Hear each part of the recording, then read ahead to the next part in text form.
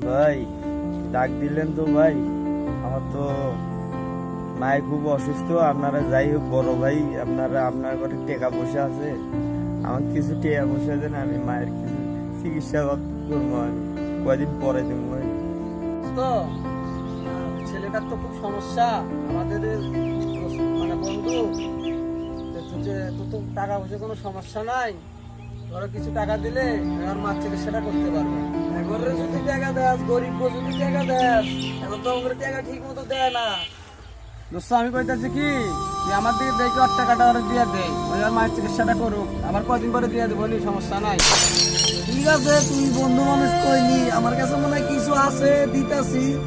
তুই দায়িত্ব মতো নিয়ে দিবি। টাকা দিতে তো পারবে না। 1, 5, 6, 7, 8, 9, 10, এই যে 1000 টাকা আছে, দিয়ে দে, ওষুধপাতি কিনে দিব না। এইটাও টাকা, এখানে 1000 টাকা আছে। এই টাকাটা নিয়ে তুমি তোমার মায়ের ভালোভাবে চিকিৎসা করবা, আর সময় মতো টাকাটা দিয়ে দেবা। আচ্ছা ভাই,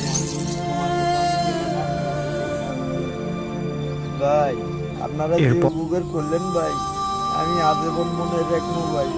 আমার খুব উপকারে লাগছে ভাই। আপনারা দোয়া করেন আমার মায়ের জন্য একটু অসুস্থ একটু ভালো হয়।